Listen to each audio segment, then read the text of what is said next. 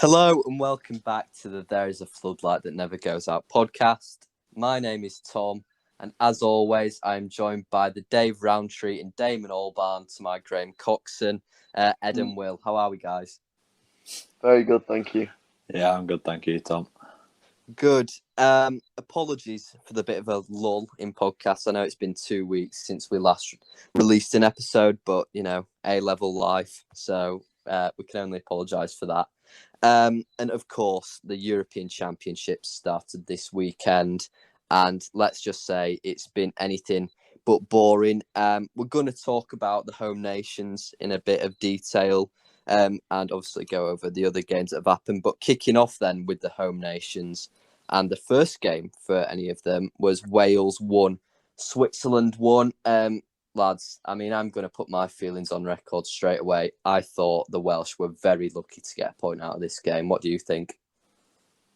Yeah, it was a weird old game right from the start, in terms of the venue being out in Baku in Azerbaijan. It felt, I don't know what it felt like. It was empty, wasn't it, really? Massive 70,000 seat stadium, and there was only a few thousand in.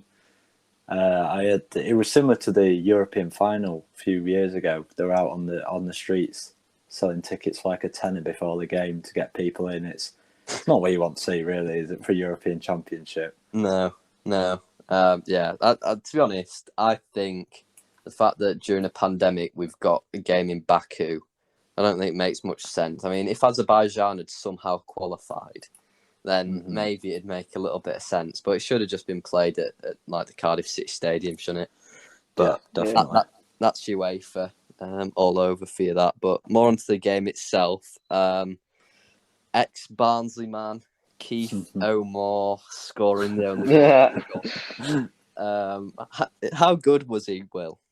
It was really impressive. I thought he led the line really well for Wales, and he was one of the strongest players on the pitch. I think Breland Bolo was really impressive for Switzerland, and probably could have maybe got one more at least. But as a whole, I think fair enough to Wales. They've come away with a draw, and I think it was a good result for them, because watching the game as a whole, I definitely think Switzerland were the better side. But ultimately, it's about points, and the actual goal itself was a well-worked goal and a quality header from Big Keith. So yeah. You talked about Mbolo. There always seems to be in a tournament like a player who sort of makes a name for himself on a big stage, and perhaps could get a move somewhere. I mean, Mbolo this year in the league at Mönchengladbach hasn't been that good, but he was excellent in that game. And I think he seemed one of those emerging players who could really put themselves in the shop window. I thought for Wales, though, I understand what you're saying, and I thought they were poor for large chunks of the game. But I thought once they got the goal in the 74th minute, they could have gone on and done more. They could have gone and pushed the winner. And by taking Dan James off, it's just sort of a bit too defensively for me. Now, I understand Robert Page's thinking. A point against Switzerland, they'd have took it at the start of the game, and so they should have. But I felt it was a bit of a wasted opportunity. Yeah, I mean, I saw loads of them. You killed the man, but not the idea memes floating about with Rob Page, with a picture of Bin Laden and Rob Page. I mean, I wouldn't go that far, but I do think that the decision to take off Dan James was criminal, because Wales would have certainly at least pushed for a winner. I mean, they did gain a little bit more of a grip on the match when they did get the equaliser, but I still never thought they'd win it. But yeah, I mean, even before you start talking about Mbolo, I mean, we've talked a lot about dark horses pre-tournament. I saw a lot of chat about Turkey, who were disappointing. I've seen a lot of chat about Poland, who have lost this evening as we're recording. Could the Swiss be a dark horse? I wouldn't go that far. It's a solid team, but that's all it is. Every single one of those players, are established players, yes, but none of them are potential leaders in their position on sort of continental stage. Will they get out of the group? I think they definitely will, whether that be in second or through the possible third place qualification opportunity. But apart from that, I think they'll be just sort of, knockout fodder, really. Yeah, fair enough. And finally, Will, I think to end this off, we said, already that Kiefer Moore was great, but one man who certainly wasn't great was Gareth Bale. Can you see his performances picking up as the tournament sort of stretches on? Yeah, I can, because I think with Bale in this game, clearly it was by nowhere near his best game. I think more than anything, he didn't do it bad. He just wasn't really involved enough for me to say how good he is. But no, I think one game against Switzerland, you can't judge him off that, because he's the sort of player who'll come back next game and score an absolute worldie. It's Gareth Bale at the end of the day. So I think, he's a player who can have a bad game, but it by no means means, he'll pick it up during the rest of the tournament. I'm sure of it. Yeah, I think I agree with you on that one. But, tough fixtures now for Wales coming up. I think they've got Italy and then Turkey, so it's by no means going to be an easy ride for them. Moving on then to the game that I think matters most out of the games that have already occurred, and that's England 1, Croatia 0. Pre-match, I think we've got to talk about that just as much as the match. I mean, when the lineup was leaked by David Ornstein, it was chaos, wasn't it? Yeah, I'll hold my hands up and say I was the first one to look at that team, and I was, thinking, what is Southgate doing? He's doing it. He's playing Phillips. He's playing Sterling. What's going on? And yet Sterling scores a winner. Calvin Phillips is the best player on the field. So I think that, as England fans as a whole, you've got to look at that game and think, well, actually, maybe we need to trust Southgate a little bit more in the fact of, a lot of people were scared we were going to go into the game and be playing not to lose, and I don't think we did. I think the scoreline reflects we played like that, but personally, first 15, 20 minutes of the first half, I thought we were great, unlucky not to score. Then it sort of petered out a bit, but then we got the goal, and then there was, with England, when we were 1-0 up, there's normally a fear of these are going to get a goal, and I don't think I really felt that. Through, after we scored, I wasn't scared of an equaliser. I just felt we had a solid grip on the game. And I think, you've got to give Southgate some credit for that. And certainly having Phillips and Rice on the pitch definitely helped that. And to be fair to Phillips, he played quite advanced. He wasn't sitting that far back. I think Rice was further back and Phillips was definitely advancing. And then setting up the goal, that was, top piece of midfield play. Yeah, Ed, I mean, what do you want to say about them pre-match sort of Twitter sphere rants? Yeah, I mean, no one out of the 60-odd million people that live in England or whatever would have picked that team. Yeah. And I think at times, quite justly, Southgate's been, criticised for his tactical ability. This game he got it spot on, and he shut some of those doubters up, myself included. Yeah. I think there was always that sort of romanticism about a possible front sort of three in behind Kane of Mount, Foden and Grealish. The reality, we all knew it wasn't going to happen. But fair play to Sterling getting the goal. I thought Phillips, like you said, was, I've eaten a massive slice of humble pie here because, genuinely, hand on heart, I hadn't seen anything of him in a Leeds shirt that warranted a starting berth in the opening match of the Euros.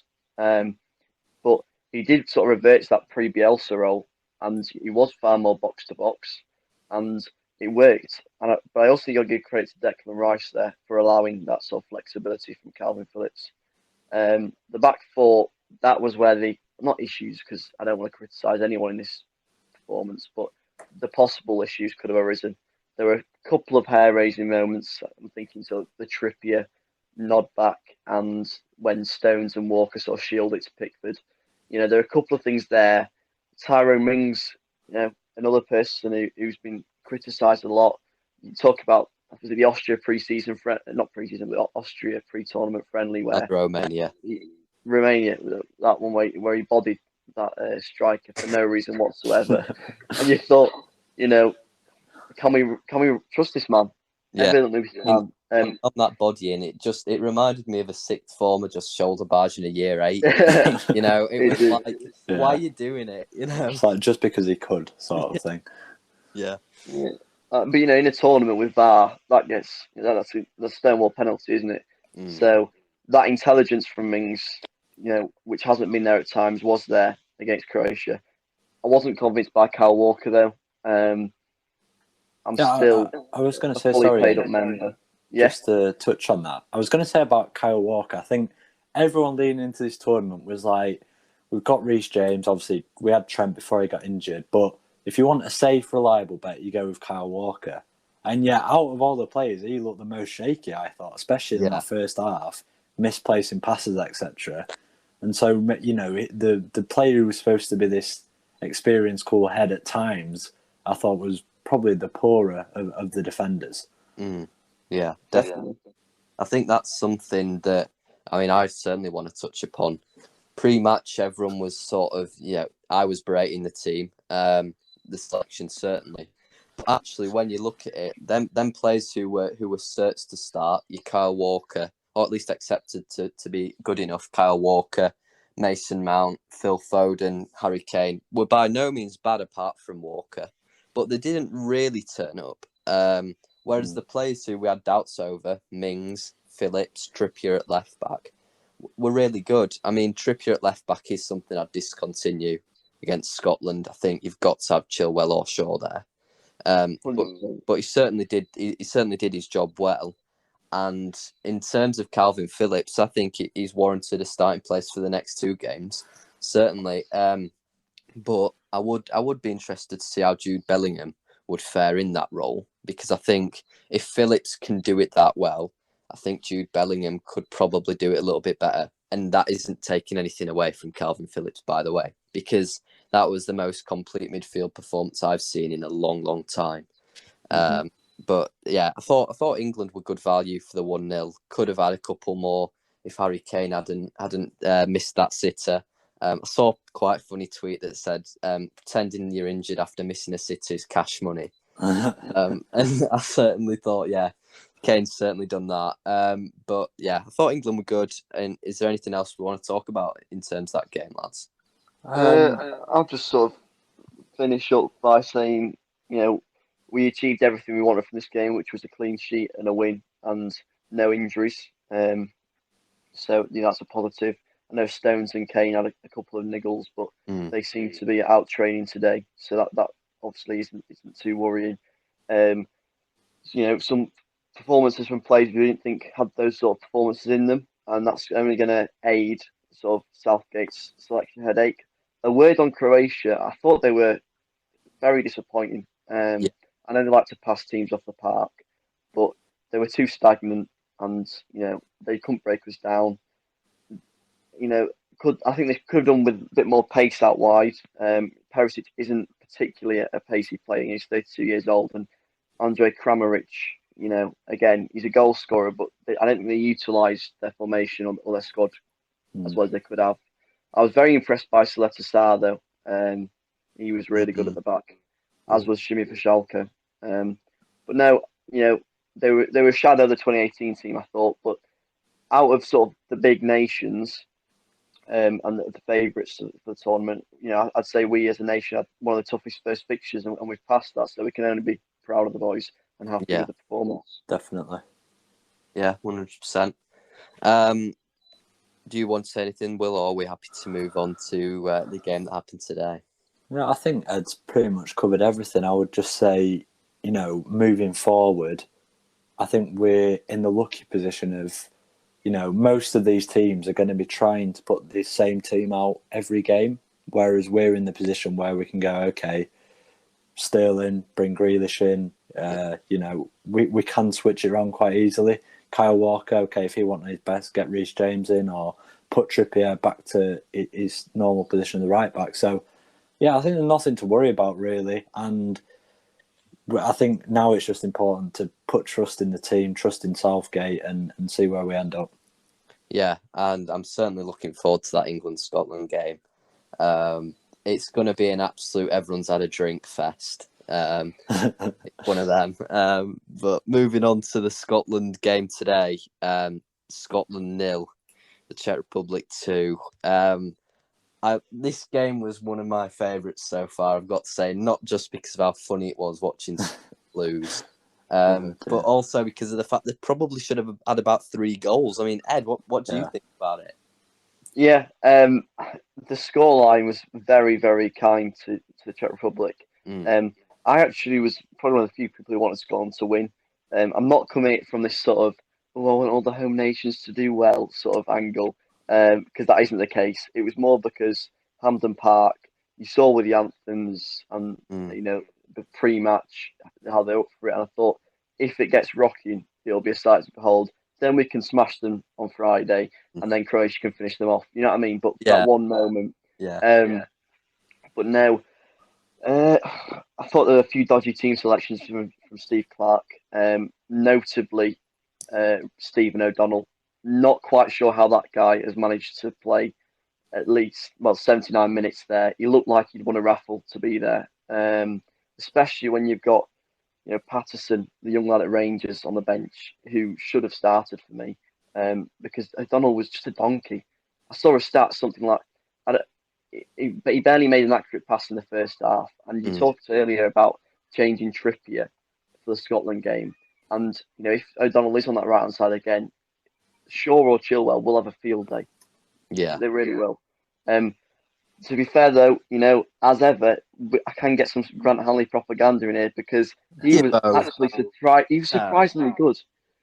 He was good. I'm not having any slander against him. No, I've got to disagree. He was the best defender. I mean, I even pulled up some receipts because I was going to have a bit of Grant Hanley slander, actually. The Scotland back three, Jack Hendry played a 6.4, Liam Cooper played a 6.6, and Grant Hanley played a 6.6. But I thought Grant Hanley just it didn't have a grip on that game. I thought the 2 Patrick Schick goals were because, I mean, the second one, I'm not going to blame anyone but David Marshall for that. But I'm blaming Jack Hendry for that. He shouldn't have had a shot from there. He should have played out wide to O'Donnell, and that's what cost him. But then again, there was a glorious irony with the commentary to that goal, because the most understated commentary of the century. And you can't really pin the blame on Marshall or Hendry, because Marshall was only doing what his role is, to sweep up. It was just, I think some goals, there's no one to point the finger at, and you just have to say the lad has just punted it in from the halfway line. Fair enough. It was unbelievable. Steve Clarke made that point, didn't he? I thought Scotland looked a far better side with Shea Adams on the pitch. I thought when James Forrest came on as well, he caused some issues. I still don't see the hype at all around Ryan Christie or Lyndon Dykes. Every time I see him play, I know Dykes has scored multiple times against Wednesday this season, so I can't hype up too much. But, they're just not good enough for me. John McGinn, though, excellent again. Yeah. And like you said earlier, Tom, when you introduced this game, Scotland could have won this game easily. Not easily, but they had the chances. Yeah, that's the big difference. But no, Czech Republic, possible dark horses. I mean, Will, I'm going to pass that question over to you then about the Czechs. I mean, I'll put my 2 penneth in first before I do. I thought they were lucky. Their first goal was a great header, and their second goal of the tournament already. It's not going to be beaten. But on another day, they're not going to score a goal from the halfway line, are they? And I thought that they were a bit lacklustre in defence, and Vasilik saved them on so many occasions. So if they come up against a Croatia or England, do you think the Czechs get beaten? I think the Czechs are going to be that team. They're just quite solid all around. I'm not saying they were amazing defensively, but they just, around the field, they look fairly solid. I thought Soufal and Souček, the West Ham boys, they were both fairly impressive. I thought they were decent. And Schick, while, he's scored those 2 beauties, and while, yes, he won't score one from the halfway line every week, I think he is going to score goals. Because I can't say I've ever seen much of him. He plays in the Bundesliga, right? Yeah. And I can't say I've seen much of him. I think he got something like 9 goals this season. But when we were talking about Mbolo being a possible breakout player, I don't see anything why Patrick Schick couldn't be a bit of a, Euros won't forget Patrick Schick 2020. Yeah. He was tipped for high stuff, wasn't he? is it Sampdoria and then it moved to Juventus or something? That failed. He I, failed his medical it was, twice. I think, and then he's got to Leipzig. But yeah, I mean, he's one of them, isn't he? I mean, the Czechs have had them sort of strikers before. I mean, it was before I was born, actually, I think. But I remember Milan Baros at Liverpool. Then he had a breakthrough summer in Euro 2004. So it's strange things have happened. I don't like the Czech hype, and I certainly don't like that it's giving West Ham fans an excuse to go, oh, we're gonna win the Euros. Yeah, either England win it with Declan Rice or we win it with the Czechs. No, I'm not buying it. I'm not buying it at all. But I mean, yeah, like I said, I think Scotland could have won that game. But it was very funny to imagine a scenario where Nicola Sturgeon was fuming. So I'll take that. Yeah. Well, I thought for me, everything I'd do differently if I was Scotland coming up against us. I wouldn't start O'Donnell.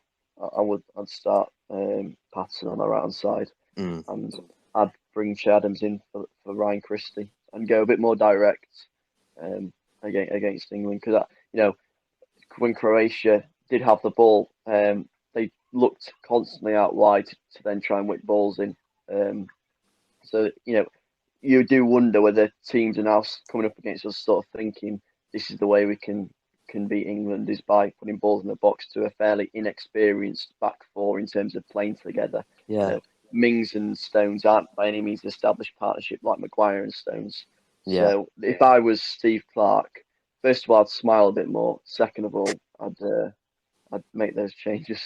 Yeah, I read today that Tyrone Mings has won the second most aerial duels out of any player in the league, in the Premier League, that is. I didn't know that. I honestly thought Tyrone Mings was a bit of a donkey in the air, but turns out that's probably why Southgate's playing him, because I know John Stones is the complete modern-day centre-back, but his only deficiency is his heading. But, I mean, yeah, I think England, Scotland, either way, I don't think it's going to be 5-0 England, but then again, I don't really see Scotland getting anything out of it. It's going to be a really interesting game. It's one of them where England can't afford to, Scotland and England in preparation have to do completely different things. England have to treat it as any other game and just muller them because quality-wise we're so much better. And Scotland have to treat it as this is the game we've dreamed of all our lives, Scotland in a major tournament against England. And they have to make it some kind of dogfight battle because that's the only way they'll get anything from the game. Yeah. So yeah, I'm inclined to agree. Yeah. You make a good point. Like, if you take away the tribalism in England and Scotland and put these two teams against each other, 99 times out of 100, the England team will win. But like all these things, when the sort of the politics and the pride comes into it, I don't know about yourselves, but I'm almost thinking, I'm not expecting England to win this at all because it's England, because, that mentality of, we get too invested in the sort of the sidelined impact of what a win would do for pride and stuff like that then we bottle it on the day. It'll be a test. It'll for sure be a test. And if England come out victorious, I think it shows the sort of character within the squad, which is something we need because if you're going to do well in a tournament, you've got to be able to overcome Scotland at the end of the day. It's all about the goal, I think. If England get that first goal, it's I think it's going to be pretty easy for England. Not to get loads, but to be calm. But if Scotland get the first goal, half of Wembley's going to be shitting themselves that they're 1-0 up, but also rocking. And they can make that atmosphere like a home game, the Scottish fans. Yeah. So I mean, what changes would you make to the team, if any? I mean, we touched upon the fullback for England.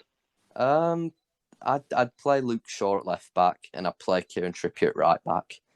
And I'd probably be tempted to bring in Marcus Rashford for Phil Foden, and I'd just attack them. I'd have Sterling on the right, Rashford on the left. Tell Harry Kane to play as a centre forward, not a false nine.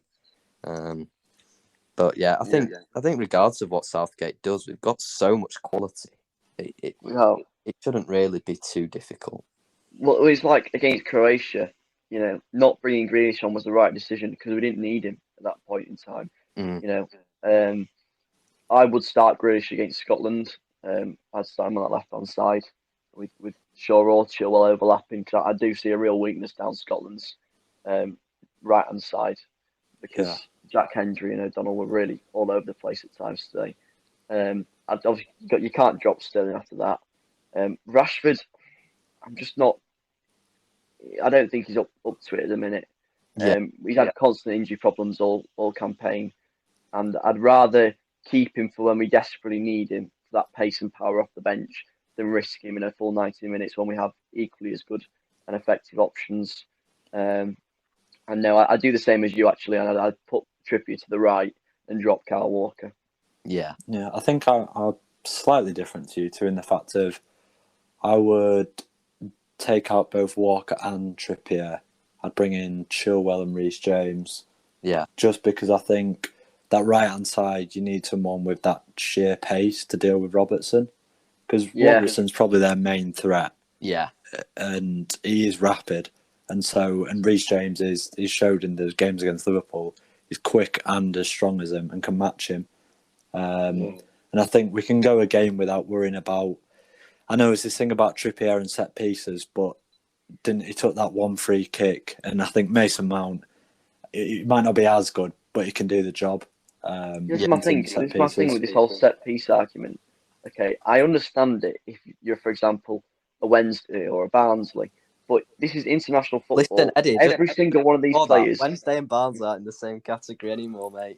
I'm more talking EFL, sort of lower league stuff, but I'm talking every single one of these players, even Pickford, okay, could take set pieces to a decent level. Yeah.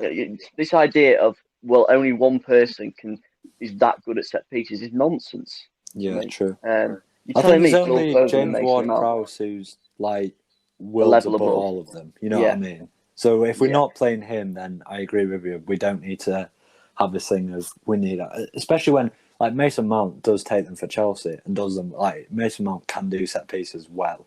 So and we saw in 2016 just how good Harry Kane is on set pieces.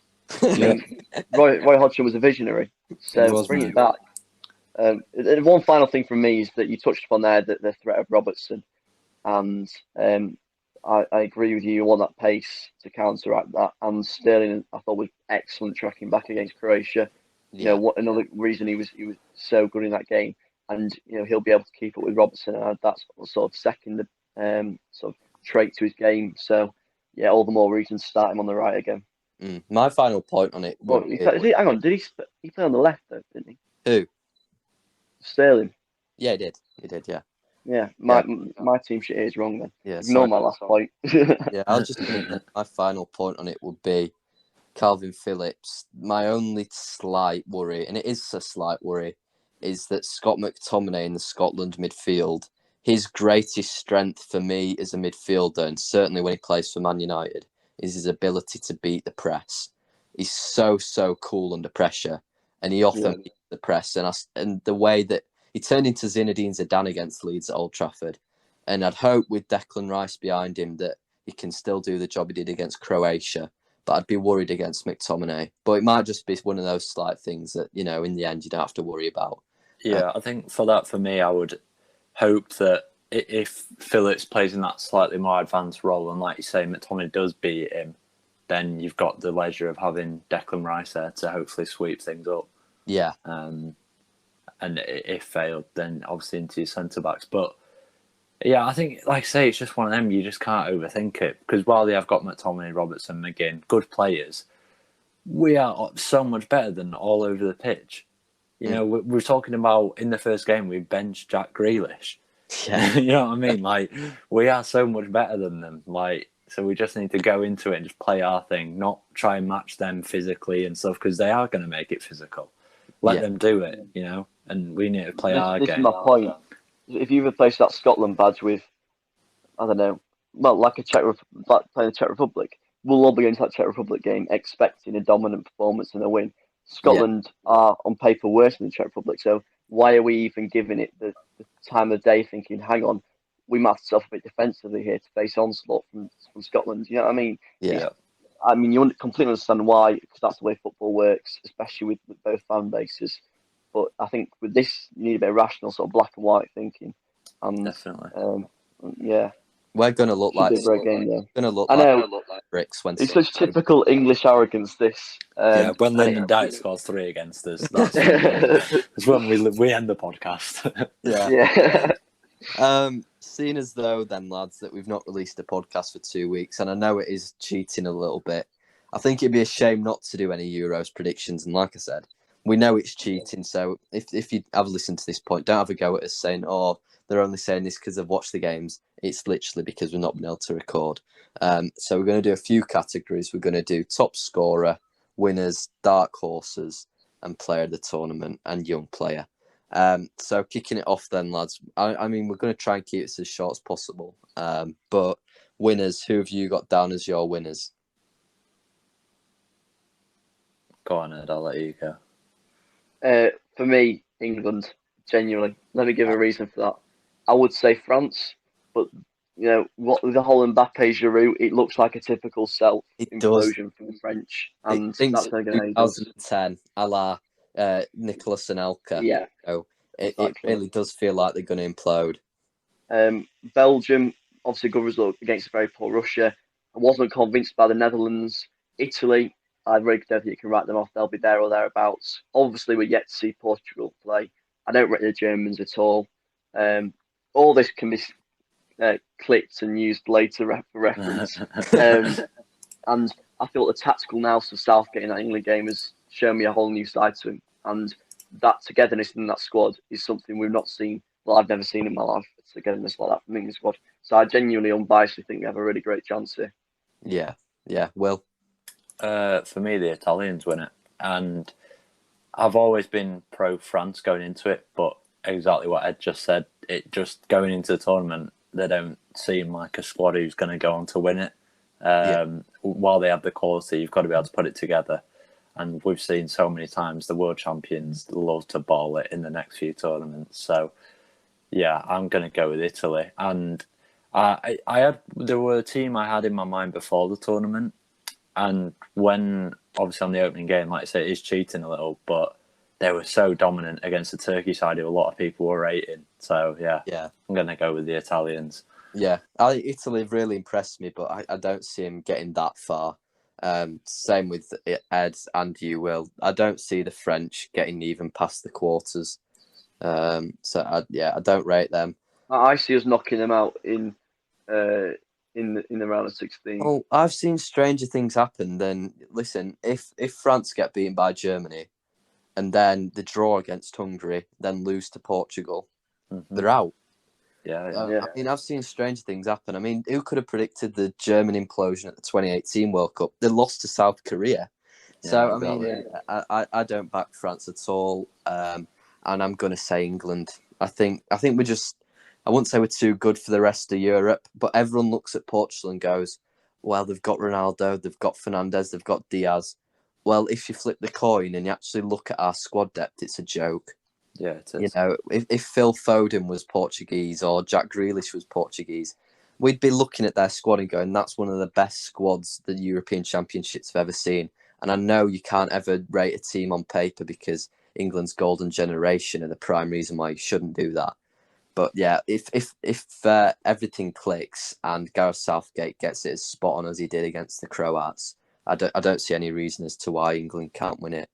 And I know it's cheating again, but I'm gonna chuck a little disclaimer that if England don't do it, I think Belgium will. I think Lukaku's just in the form of his life, and all it takes is one deadly goal scorer, and you can win the Euros. Top scorer then. Well, I've already chucked my hat in the ring. I think it's going to be Romelu Lukaku. What about you, Will? I suppose I'm going to back it with my winners. I'm going to say Ciro Immobile, who sort of a player who's people have always known about him, but he's never done anything out of this world, partly because of the team he's played at. But yeah, I think this is going to be his tournament, so I'm going to go Ciro Immobile. Yeah, Ed. I'm going to stick with you, Tom, and go with Romelu Lukaku. I would have said Kane, but after seeing the way England set up against Croatia and possibly the sort of reduced amount of influence Kane has, and and just the way Lukaku was so deadly against Russia. I don't see any other outcome other than Lukaku being top scorer. Yeah. Dark horses now. I'll kick us off with this category. I said the Swiss, could they? I don't think they will. And I'm going to not cheat on this one. I'm going to say a team that haven't played as we're recording, and that's Sweden. I think they are very likely to go through in their group. I don't rate Poland, and I certainly don't rate Slovakia. So they're going to probably secure second position. And they're not a bad side, as we saw at the World Cup in Russia. And now they've finally added a deadly goal scorer to their ranks in Alexander Isak. I can see them maybe even getting to the semi-finals. I think they're that good. But as always with Dark Horses predictions, their game with Spain hasn't kicked off yet. They could get trounced 4-0, and I'm sat here looking like a knobhead. So, yeah. Sweden for me. What about you, Will? I would probably go with... it's a difficult one, but I'm going to go with the Ukraine. And that's partly because if they get second in their group behind the Netherlands, that second place of Group C is, if I'm not mistaken, one of the easier runs towards the final. And so I can see the Ukraine doing, maybe something a bit special. And while the Netherlands weren't great, showed a bit of character coming from 2-0 down. Obviously then did lose, but still, I'll go with the Ukraine. Yeah, Ed?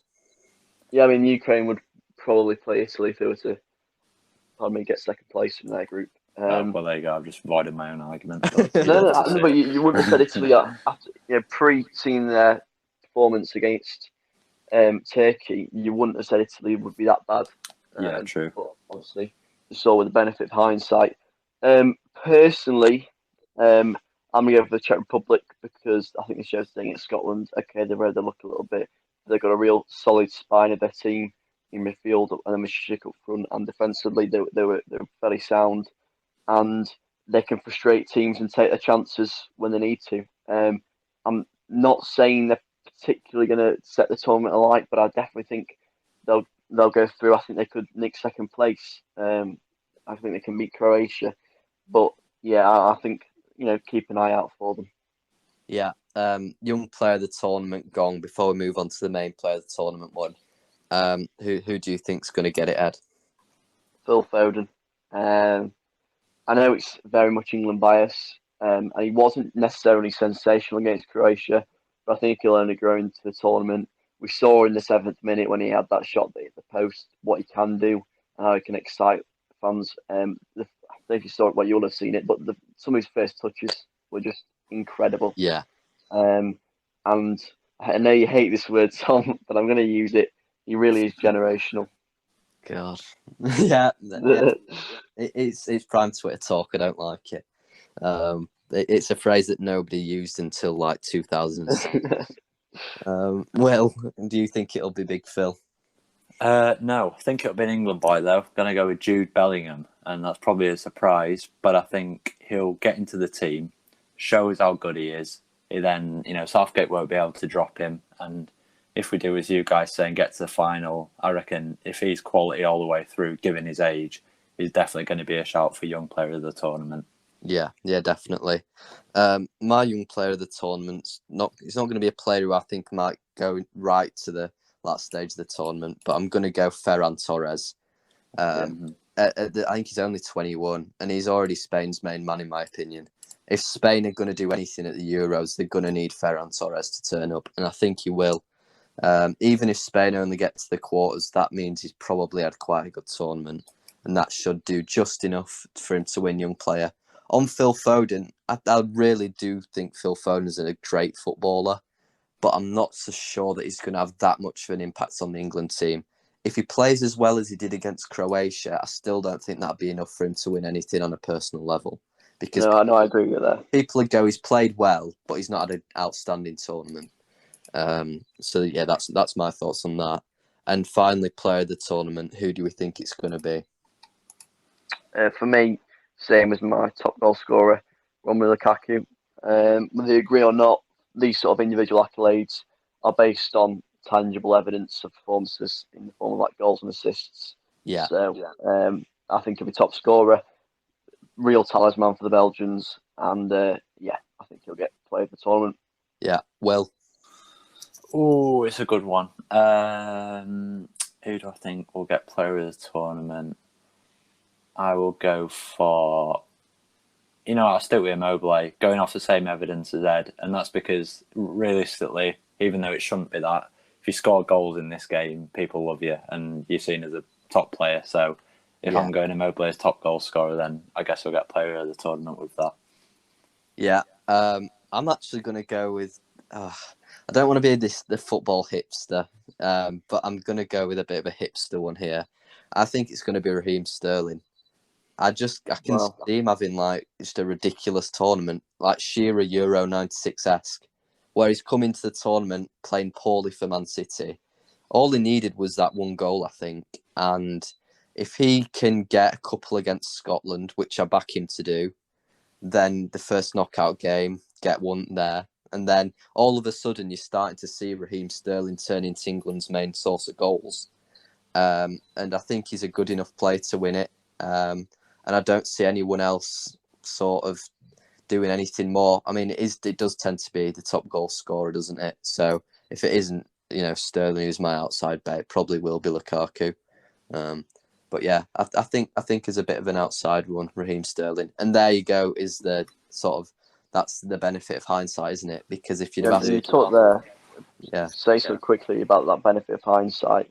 I find it really interesting that had we recorded this pre the first game, I personally, and I imagine you guys, would have mentioned Turkey a lot more. Yeah. And also mentioned France a lot more. Yeah, but, definitely. That just shows sort of the benefit, like I said, the benefit of hindsight and how fast things can change in tournament football. Things though, even with hindsight, you do know we're going to say all this. We'll go on. France will win every game 5-0, and Mbappe will score like 40 goals, and they'll win. Yeah. But I'd like I said, I just on all of them, Turkey was shocking. France just seemed to hate each other. And Raheem Sterling, as much as he wasn't outstanding, but he was really, really good against Croatia. So I back him to have an outstanding tournament. I think that's sort of all the Euros chat done for now. It's not going to be our last podcast talking about the Euros. I mean, depending on schedules, hopefully we'll get a couple more out before we even get to the knockout stages. But yeah, I think it's been a very interesting opening weekend of a championships, and I'm looking forward to seeing what comes in the next couple of games. I mean, the France-Germany game is going to be an absolute corker, regardless of what happens. Yeah, definitely. And I think that'll give us even more answers to questions that we probably didn't think would be thrown up. But let's move on to our clubs. Ed, we've got to start with the disarray at S6. Players owed in the region of £12 million in wages. I mean, I'm not going to ask you any more questions on it, but if you want to give us sort of a little monologue on how you think things are at Hillsborough. Yeah. Obviously, a complete utter shambles. The £12 million figure that's been bandied around is an interesting one. I'm not sure about the validity of that in terms of whether it quite is that much, because of what certain journalists have said. Maybe it isn't quite that much, but still, very much a big sum of money. There are actually positive noises coming around sort of past day in terms of players finally being paid. That's starting to shift and gain momentum. Hopefully we can have it all sorted out. But I think one final thought from me on this is the lasting impact of this whole debacle in terms of trying to recruit players. We missed out on some top quality signings already that I think we could have easily done if we were in the right financial position. I'm thinking of sort of Sheen, who went to Bolton, and players like that. Free agents. Scott Twine went to MK Dons. No disrespect to those two clubs, but I think we could have easily picked those sort of players up, and they were the sort of calibre of players we would have been looking at, I'd imagine. Yeah. But yeah, fingers crossed things start resurrecting themselves. Yeah. Well, that's definitely something we're going to have to come back to. As it stands, Ed, do you see the elephants going in the Don? No, I think no one has the bottle to actually put the elephants in the Don. And I don't really see the symbolic element of doing such that. Good stuff. Well, Barnsley news, we've been linked to we've been linked to 4 players and we've signed a player. Let's start with that signing first. Devante Cole, a return to Oakwell for him. I mean, this was a signing that really came out of the blue, wasn't it? Yeah, really out of the blue, but don't really have anything bad to say about it because, by all means, he will have improved since he was last with us. He had a pretty decent season for Motherwell. Yeah, I mean, at the end of the day, if we want to reassure ourselves as a solid championship team, then, we need a bit of squad depth. So even if Cole comes and isn't, a talisman who gets a load of goals, is someone who can, no offence to Victor Adebayo, can at least, take his position. Yeah.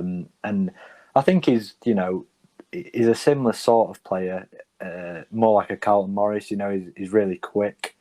And so, under Ishmael, we've not seen a bad signing yet. We've had a lot of who or whatever, but, they've all turned out to be pretty decent players. So, yeah, I have no worries about that signing. Yeah, same here. I mean, at the time, I was a bit puzzled, to be honest. I thought this is a really strange signing, but then when you look into some of the underlying numbers, the fact that, I mean, just even following his social media, you can see already he's doing specialist work on his fitness. I think the player who's really committed to Barnsley Football Club, and there's nothing more you can ask for. And yeah, we know already that he's probably got a little bit more magic in his boots than a Victor Adebayo does. Moving on then to a couple of the rumours. Flynn Downs from Ipswich Town, Emiliano Marcondes on a free from Brentford, and Stipe Perica from the 3 big ones. Certainly in the case of Marcondes, that seems to be the furthest down the line. Do you see it coming off for the Reds? Yeah, I mean, he's going to want to move to a similar-ish sort of club as Brentford, and I think now Brentford have left the Championship, I definitely think we're the next best thing in terms of the way we run our club, etc. So I can see it as signing him. I think it'd be a good signing for the club. He's a good player. I think perhaps his performance in the playoffs perhaps is making fans a little bit too excited. Yeah. I don't think he's been amazing. But he's still, no doubts about it, a quality player. Some people think he's going to be seem to be saying he's going to be the replacement for Mowat, but I just couldn't disagree more because they're so different. Wouldn't he? Yeah, exactly. He's a completely different type of player, so I don't believe that there's any truth behind that. But at the end of the day, I can't disagree with signing quality players on a free. Yeah. One of the other players in that list, Ed, Flynn Downs. What do you think about him as an addition to the Reds' midfield? I think he'd be a very solid addition. Still young and has been ever-present really at times for Ipswich. He's one of those sort of academy prospects where him, Andre Doswell, a few of them, and they've never really kicked on, I felt. But I think it'd be a solid signing. As for Marcondes, I think Will hit the nail on the head when he said about how there's perhaps a slight bit of overhyping. I think it is worth mentioning that he hasn't been amazing for the Bees at all this season, and only started 12 games. I'm not saying he's a bad player by any means, and I think it'd be an unbelievable signing and a coup for you. But I do think there might be a slight bit of realism needed. But no, I think what the sort of players you've been linked with is showing is this sort of positivity in terms of your recruitment strategy and how it's not waning or differing, and I think that can only be seen as a positive.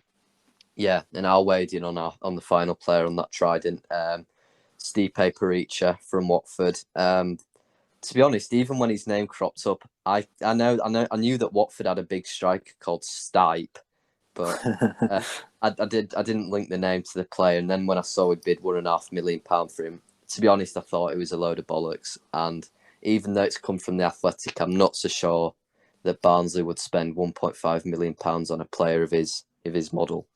And I know we're in the market for a DK replacement, but I've been told that we're in for Victor Gyökeres, who were on loan at Coventry last season, and I think that's probably more the sort of player we'd go for.